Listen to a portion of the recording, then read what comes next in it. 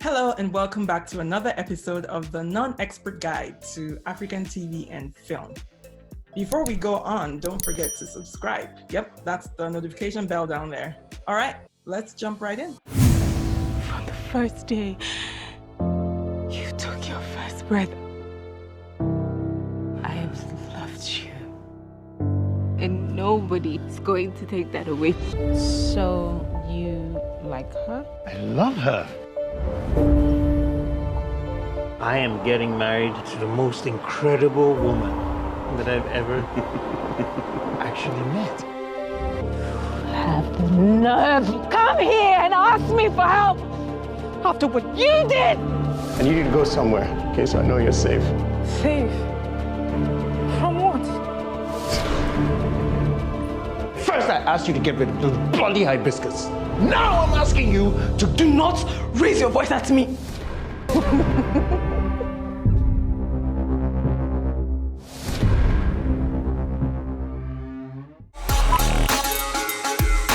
Hi, and thanks again for joining us on this episode of the Non-Expert Guide to African TV and Film.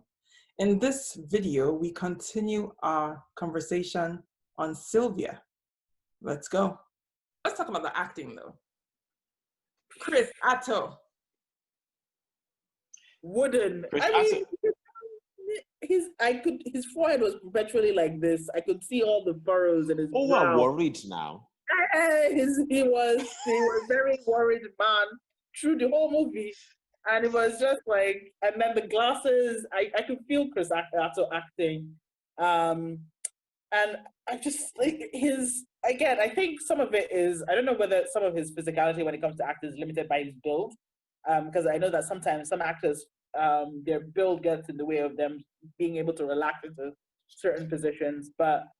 I don't know what it felt like. Some of that was his problem because he just was very stiff in some places. Zainab, her face was doing too much. She was going for the top row in the back of the theater, so that they could see her expression, and it was just too much, too overwhelming. I know. And she was in pain, and you should see the pain, and it was much. Lola is not impressed. How about Benny? Benny was, like we said, he was, oh my God, so cheerful, so happy, such a great girlfriend. Is that acting or is that the writing though? You know, is that? I mean, she was just the actress or the writer. Both.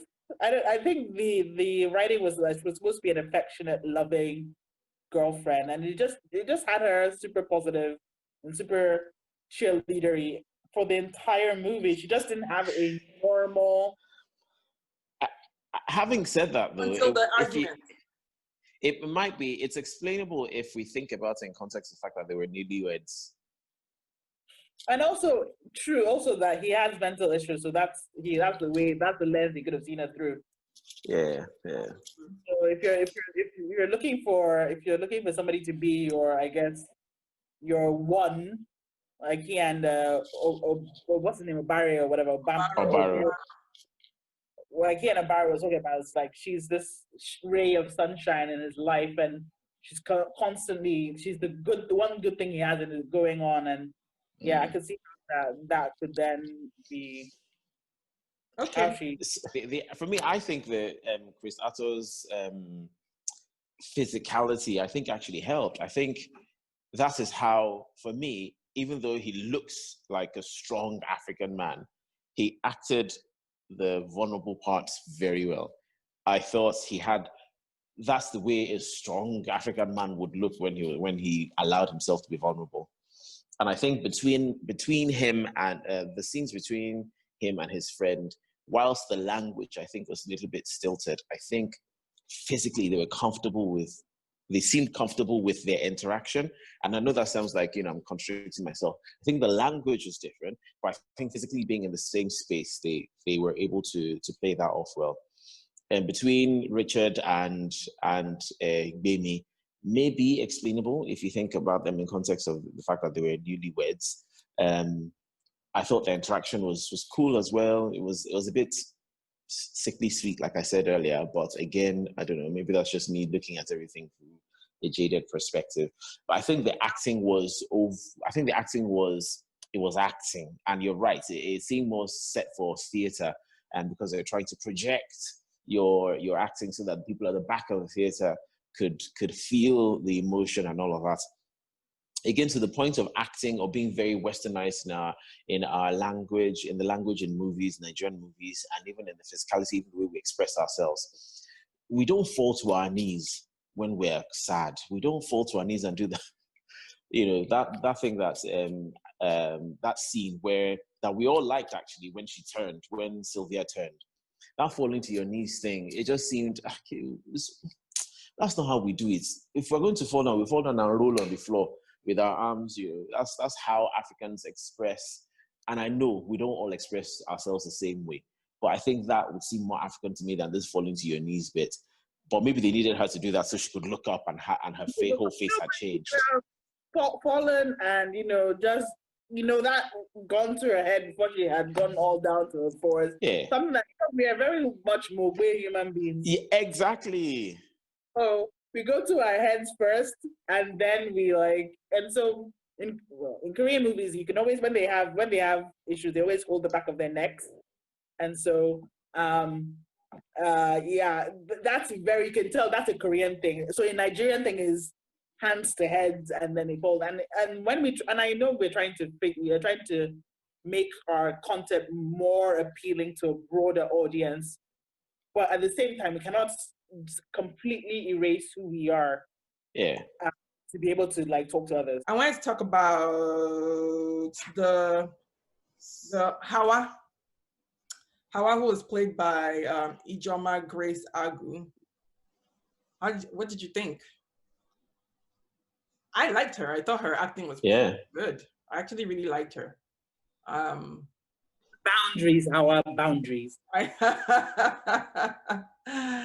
Again, in light now of what Tolu, when I'm thinking about it, from Tolu, how you felt like you saw Richard and his mental issues, I'm like, okay, because at first I was like, why are you allowing this? Like, fire this woman now, get rid of her. As an actress, I liked her. I thought she was very effective. I thought she was definitely more, her dialogue was more Nigerian. And her delivery of it as well. I thought she was funny. Although in some parts, I guess maybe she was kind of comic relief. And I was like, okay, is this film trying to be a psychological thriller or is it trying to be a comedy? I just wasn't sure. There was that scene with the client where she kind of runs this client off. I don't understand that one. Yeah, I didn't understand that scene. I was just like, what was the point of this thing? But I liked her. I liked her as a whole, as an actress. I think the point of that scene was. No, sorry. Go ahead.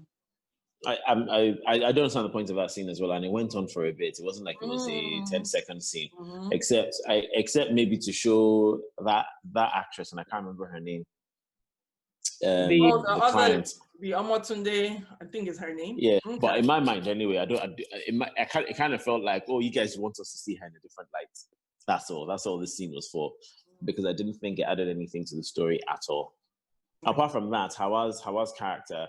I thought was interesting. It was interesting because it showed a different side to Richard, and also the interaction between them. I thought also lent, it gave a bit more credibility to the fact that people would wonder why he was behaving like that, because he is quite a civil person. But again, asking the question, why are you allowing this? So, it maybe starts to hint on him not being in total control.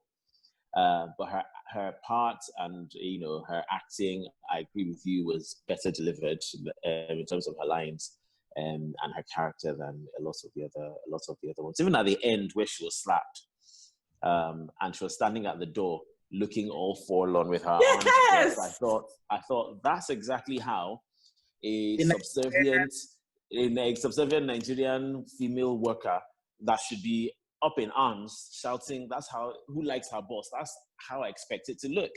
Kind of like, I'm hurt, so I'm still here though. I thought that was quite a good interpretation as of, So anyway, yeah. Yeah, I really like that. Tolu? No, I was gonna say, you guys actually really need to watch. I promise you, they're not as bad as you think they are, but you really need to watch more Korean movies, because They do that a lot.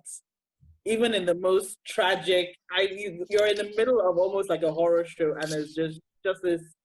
They do comic relief with characters absurdly well, and so I didn't find it as jarring to have her be that smart mouth, sassy secretary. But yeah, I did enjoy her performance. I think she gave off that vibe of like office disappoint. I like when she was disappointed when he was sending flowers to his wife, sort of deal. I thought that was I thought that scene was actually really good, and so I enjoyed that scene. But yeah, I think she was. I mean, I hope she has more opportunities to show her range in other movies. So I hope so too. How about Obaro, Udoka Oyeka, not Onyeka, Oyeka. it's Onyeka. Huh? Udoka, it's Onyeka. No, it's not Onyeka. It's There's no N. Wow. So Obaro, how did you feel? Character and actor. I think we talked a little bit about him as a character. Yeah, I thought Obaro's character was believable as a friend. I thought his interaction with Richard's character was good. I thought the language is a bit too. Are these ones like posh boys or something? I don't really understand.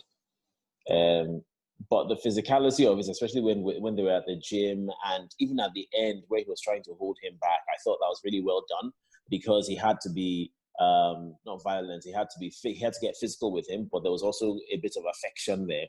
I thought he played the part really well. I thought he played the part of being smitten as well, suddenly, quite well. Yeah, his lines were delivered. It was clear that he had done work with his lines. So, he had learned his lines, and again, they were a bit stilted, but I think his articulation, was quite nice. So I'd never seen him in anything.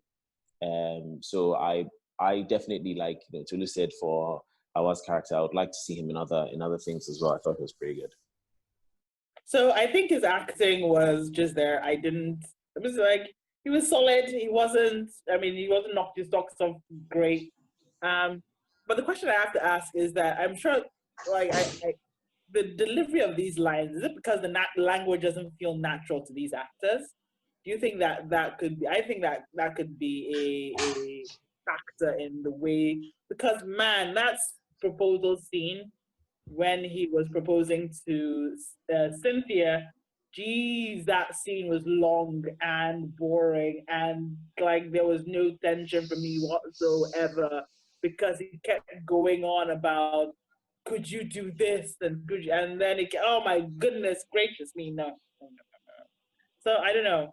I just like with all of them, I just didn't feel, as with him, he was fine. But he was a secondary character anyway, so I didn't really feel anything when things were happening. Even when he got his throat slits, I was not particularly moved by that either. Clutching my pearls. I was annoyed that the blood was too red. Oh yeah, that was the blood was too red. Yeah. So I was just a hard woman to please. Kilo day. I am. When it comes to movies, don't mess with me, because I will pick it apart. But that scene, though, I didn't think it was too long. Anyway, we're going to talk about that maybe when we talk about favorite scenes. But let's go to the child actors. I mean, for me, I was like, they were like, he's like, Sylvia, I wanted to tell you. I was just like, come on, there's definitely can act better than this. Come on now. Give it to them. They learned their lines, and they learned it well. True. And I almost would say, oh, they're children. But then when you look at other child actors, like the boy in Aju, who was even younger, then it becomes unforgivable. Yeah. They're young. So I think that is on the part of the producer or even the casting director or whatever, whoever selected the kids. They should have done a lot more work with those kids. And I think as well, it goes to show, even with the older characters, So in theatre, and I don't know if it's different, and my experience is by no means the highest standard. But in theatre, when you're working on a particular scene, if it's a scene that has emotion or, either anger or love or pain or loss, you do an actual workshop to understand that character's pain or loss or the relationship. And you are taught how to feel. They let you express that in your own words and in your own physical way, and then they mold it. As opposed to saying, now I want you to be, now this, Lola, this character is sad, now be sad. Oh, I'm sad. What's the motivation behind it? And I think a lot of that work clearly wasn't done with the children, I don't think. And I think even as well with the adults. So that's why they are acting as opposed to embodying the character. And I think for me, that's the difference. Certainly, I know those kind of workshops helped in productions that I've been in. And I don't know whether they do those kind of things in TV or film, but it was, for me, it was missing. Sorry? I should ask, Lola should know, do they have the time? Yeah, well, true. Yeah, I don't know. I think it really depends on the individual production. And I think you have to have a director who wants that to happen. Again, you're asking for actors' time, right? So you're gonna have to pay them. But sorry, one thing that I think they did well in the film was they didn't have too many characters. The story was quite to the point, I think. So if you don't have too many people, then surely you should be able to, even if it's just getting those 4 people together, it's okay, now there's this dynamic between you guys, your friends. Those are the only 2 people you need. The 2 girls, their own interactions seem to be good. Now the 4 of you together, this is what we're looking for. If you're friends, what would you say? How would you say it? What would you feel? What would be your facial expression? Would you pinch each other under the table? Do people do that thing, that footsie thing where they step on a man's crotch? That is so 80s. So I know you're talking about the child actors, where Cynthia on Sylvia under the table was trying to flirt with, and then she had her foot on his crotch. I'm like, that is so 80s. Nobody does that anymore. How would you express yourself? And I think for the kids, they could have done that as well. Like, you have a friend who knows more than you in school, very clever in maths, and you want their help. How would you ask for their help? How would you interact with them? If you're trying to get them to help you and they didn't really want to help you, how would you say, now? How would you do that? What are the words that you would use? How would you look at them? Now show me, think about it that way. And that sort of workshop or that sort of rigor that goes into the preparation for the scene was clearly missing there. That was just, these are your lines, now lie down and tell her these lines. Now you respond when he says this. That's how it felt. Yes, you're very right. And you're right. I think I would give them that they learned their lines and they delivered them, competently. And but they showed up, but the acting, the actor that plays the client as well, right, that came to say, we don't like that, told Richard that we don't like this. He was, I was like, move your body. He was like a zombie, just reciting words. He's just leaning on the desk and just delivering his lines. Yeah, I promise you that guy was probably somebody who had another job on set. I was like, I'll play this part. So again, he delivered his lines. He did what he was there to do, but did he embody it?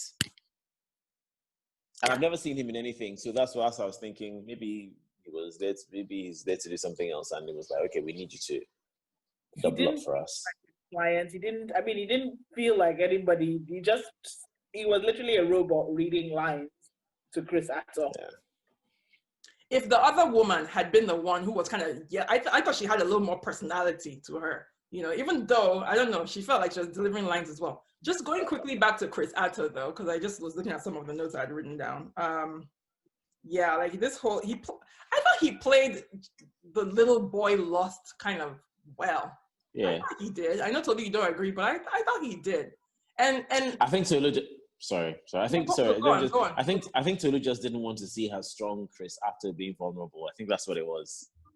No, because it felt because it just didn't gel. Somebody who takes that time to, like, somebody who puts some effort into his physique, that kind of personality doesn't generally show up.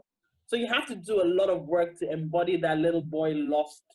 I just didn't feel that I just felt that when that scene when he approached his wife Ibiyemi for the first time and he rattled his plate and he was supposed to be nervous, I was like, who's going to believe this? and you see the bulging muscles. I mean, it's such an incongruous scene. I mean, it just doesn't match the character at all. I mean, I know the giant save the glasses as opposed to make him a nerd. I don't know, but this is interesting. So, are you? I think that's very, for me. I think that's a very interesting take. So his physicality stopped you from agreeing with, or you couldn't reconcile his physicality with his being vulnerable or with his being a geek. So there's a way for him to be that well built and be quiet and subdued, but it just, especially because of, I guess, I mean, with the scenes with his friends, it just didn't. The choices of clothing that if you're the kind of person who's shy, you don't generally choose clothing that shows off your physique, right? So I mean, there are choices you make when it comes to clothing, when it comes to demeanor and behavior that you know that makes somebody who's well built, who tends to be well built, hide themselves. You don't just hide. And this is again psychology. When you're a shy person or you're a retiring person, you tend to hide yourself. Part of that is the way you dress and the way you express yourself through your clothing.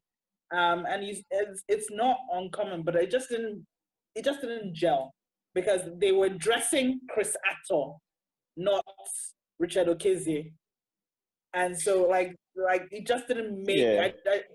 So I don't know. I hear you. I completely disagree, but I do hear you. But I'm like, yeah, that's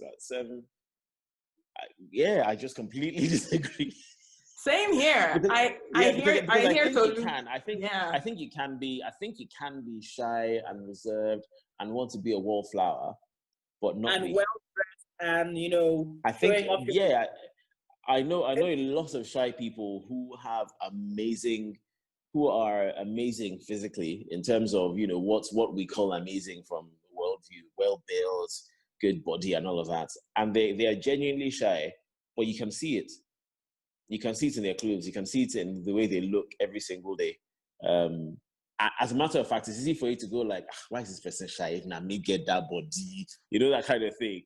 I would not be shy, but you can tell that, yeah. So I can understand that it's a little bit incongruent, if that's the word, between the way the person looks and the way they're behaving. But I see that every day, that it's possible that a person can look like that and still be completely vulnerable and soft. And where do we get the word gentle giant from? Or not the word, the gentle giants. It's when people look like they should be fierce, but actually they're surprisingly gentle and soft-spoken and that. So I think I think he played that part really well. I think with Sylvia, he was very vulnerable. Even with his wife, I think with all the women in his life, like this, even Hawa, the three women in his life, he was very, very gentle, with very, very soft. And even with his relationship with his friend, they were not, and I said this earlier, they didn't seem to be like, proper rough. Not that guys are rough, but they seemed quite gentle with one another as well, even though there was teasing and all of that. Guys that were saying things like, she's the love of my life. I have a few friends that are guys that we're all married, but I don't hear us come out and say, I love her from the bottom of my heart. We don't say that. But they said that. So I think, yeah, I don't know. I think it's possible. Okay, let's just quickly, let's talk about two scenes I think there were scenes that I found interesting. So the first one is between Obaro, and that scene between Obaro and Richard, where they talk about, are you straight, am I gay? Oh, God. Yeah, I was like, okay. That scene was disappointing. Why? That scene was first of all, I thought it was slightly homophobic.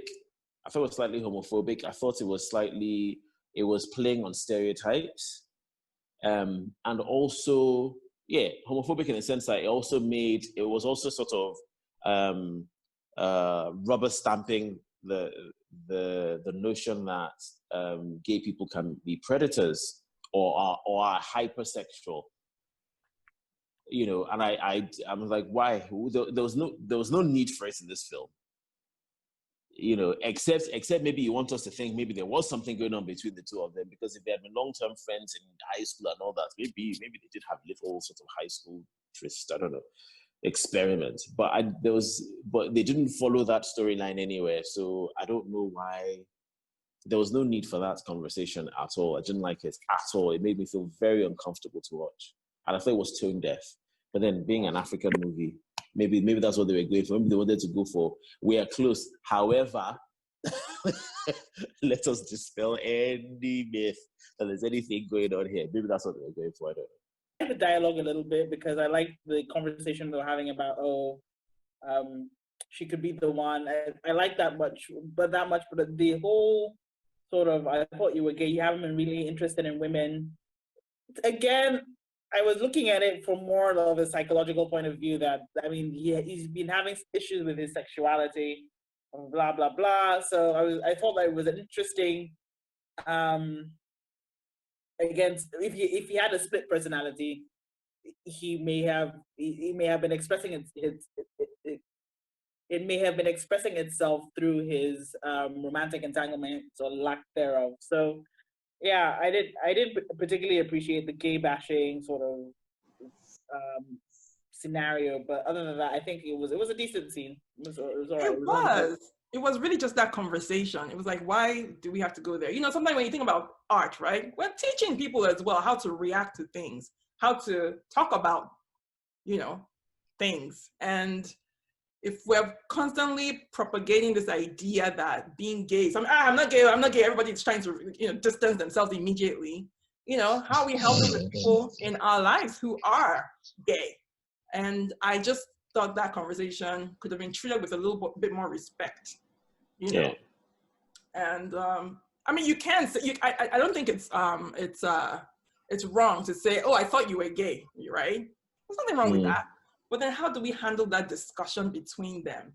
And it just becomes this thing of, I don't know. I like, Ibiyemi, it made me uncomfortable. Yeah. Having said that, though, it's probably the way those conversations would go in real life. But that's why I'm saying. It could have been a teaching moment, I think, for its audience. Is what I'm saying. No, I agree with you. I'm like, and actually, that's probably how it would go in real life. But art, sometimes we're also teaching people, you know, showing them empathy, teaching them empathy, right? Teaching them, okay, this is how you can talk about these issues in respectful ways, and not, you know, I'm not being very articulate right now, but yes. No, you were completely, and I think they just made it worse by then putting the barman in that position where he's now, you know, that's. Can I ask you a question? Which barman in this Nigeria will give a drink free on the house? Number one, that will just that one is impossible. In Nigeria, it's not impossible. Giving drinks for free. So look, you have not met some barmen. I won't mention restaurants and stuff, but you know, so look, you know a particular establishment that had very cute men. They would do things. They would do things. Yeah, they would do things. It's possible. It's possible. No. Okay, that's the wrong way to say it. I mean, like they would give you free stuff. They would, you know. They could be generous. They could be generous. Yeah, with their boss's stuff. You know. Yeah. But I know you're. Yeah. I might edit this part out, but yeah. I'm just saying they have more autonomy. I know they have more autonomy than you think that they do, right? Because they're the ones there now, Chibi. They're the ones serving the drinks. They can do whatever they want, really. So yeah. But then the audacity on top of that to now say, customer you don't know, to write call me. I was like, yeah. But, you know, it's to keep the story tight. You know what I mean? Like we can't start talking too much talk. You know what I mean? I get it though. I get it. It worked. It worked. The moment of empathy that was that if that was the case, then that was ridiculous. That was, I mean, that's not necessary at all. I'm not a particular fan of those kinds of that kind of humor at the LGBTQ expense. So yeah, I was exactly. The other scene that I liked, because at first I was like, where is this going? was the argument in the bedroom between Richard and his wife, Bimi, right? And he goes, am I not the man? This is my house, you know? And after I was just like, are we also sprinkling some misogyny on this? And then I loved it that Bimi stood up and was like, you know, don't yell at me, you know? And, you know, I loved it, you know, I loved it. I thought it was a really good scene. I think, you know, there is no man, well, let me not say there's no man, but I certainly from my experience, sometimes you lose the battle, you lose the battle so badly, or you fear you lose the battle so badly that you kind of tell yourself, you kind of go to that. You go to that as an argument, even though as you're going to, you're like, are you stupid? But you still kind of go to it like, you know, I mean, I don't want to go there, but I'm the husband, you know, kind of thing. Yeah, but that's how I felt too. I felt like, I'm like, oh, God, state your case. State your case. If you have a case, state it. Don't fall back on this. I'm the man. It's, you know, it's a cop out. It's a cop out. Argue your case now. You know, come on. But the thing is, like you said, he tried it. As you said, he tried it. I was like, not having it. Not here. I loved it. But that's the thing. He was, and that's another thing. So I thought he tried that, and it's kind of like going back to the conversation about the way he looks. He tried that, but he was also very gentle. He was also quite sensitive. I really liked his character, and I don't know whether he just he plays that naturally, or he was just very intelligent about the way he was, the way he interpreted that particular character. That's his Chris Atto. So I don't know, but I thought, yes, he tried, but then he was desperate. So you could see even behind the bravado and the I'm putting my foot down as a man, you could see the broken man and the fear behind that was driving him. And I thought that was really well played. Very well played. To add to that, where I really felt Chris Atto was in that scene where Sylvia, right, is kind of clinging to him in their living room, and his wife has just like exited, right, the room, gone somewhere else. And he's just like, listen to me. There was something in the way he said it. I was like, hey. You know, I know you. I felt for him in that moment. I actually felt for him. I was like, Chai, you're in trouble. You know? You have entered one chance. You have entered one chance. You know, I thought he played it really well. I thought he did a good job. I think go on. Sorry, I was going to say my favorite scene. No, not my favorite scene as such, but I think the part where his physicality was into it, and his acting chops came out, was where he was playing the part where in the conference. Yeah, I thought that was really good. I thought it seemed a little bit over the top, but actually, you know, when somebody's having a mental breakdown, you know, when that episode is actually happening, if you've ever been there, that's how it works. You know, I thought he really brought that to life, and I felt for him. I felt the pain. I felt the tension. I wanted people to understand what he was going through. I was kind of like, oh my God, I hope they can see something. So again, he drew me in with that performance. I thought that was really good, and followed by the scene in the bathroom as well, where Sylvia came and was tormenting him even more. I thought those two scenes were really good. He did well. He did. I totally agree. That was one of my favorite scenes as well. Because, like you said, that's what those episodes look like. You know, this person is having these conversations, and everybody's just like, I mean, the face, you know, the acting in that scene was really good. You know, I was horrified and laughing at the same time. Yeah.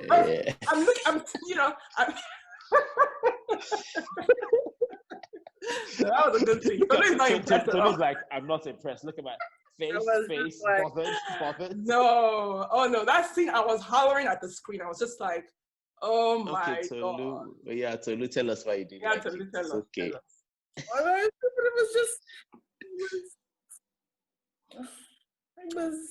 I was like, I don't know. It was just so boring scene. It was so boring. I was just like, I was unmoved. I was like, yes, this man is going crazy. Yes, the voices in his, like, it's just the voices in his head. I thought he's having a conversation with the voices in his head in front of a bunch of people. Everybody is shocked. Everybody is like, I don't know. It just felt very, I wasn't moved. Tolu, do I know you? I mean, like, what's it? What? I did not. I was not moved by that scene. I can't explain it. I watched it and I was just like, okay, good. I think maybe I was like, I don't believe Chris at all. I didn't believe him. So I just felt him acting. So I was just like, yeah, okay. You're doing a good job. Wrestling with yourself in the scene. Right. Let's move on. You are many shades of wrong. It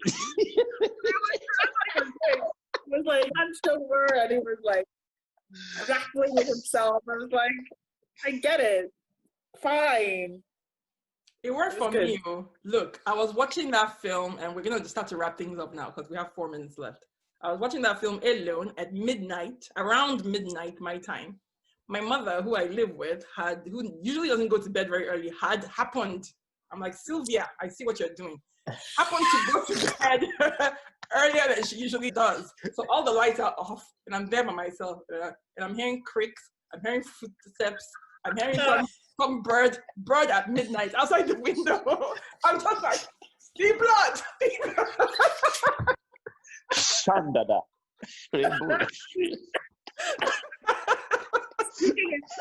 Coming out. As in, immediately. Jace, I was like, hey, I'm alone in this living room right now. Something's going to pull me out through the window. This is the thing for me, right? I am a scaredy cat. I am like movies like Van Helsing, which is not even a scary movie, scares the living bejesus out of me. And I was not moved one bit by this movie. And that's why I don't know what. I think a lot of it relies on the performances and the writing. But I was nothing. I didn't even do that where I'm just looking over and then trying to hide. Yeah. I was just like, move on. So I watched The Invisible Man a few weeks ago, and usually I'm a scaredy cat as well, right? So I usually just don't go very near. I don't go to horror at all. And then thrillers, it depends. I don't like violence. I don't like gore. And I like that there wasn't very much. There was violence at the end, but we didn't really see blood until the very end. So it was very contained, not like throughout the film. But I watched The Invisible Man, right? And I completely forgot. I mean, in the moment I completely forgot about it. Like, I don't even remember I watched that film. It was good. It was entertaining, but it was a little scary. But this one, afterwards, it was hard to get Zainab Balogun's face out of my mind, And yeah. I thought they did a really good job. I thought they really did they did something different.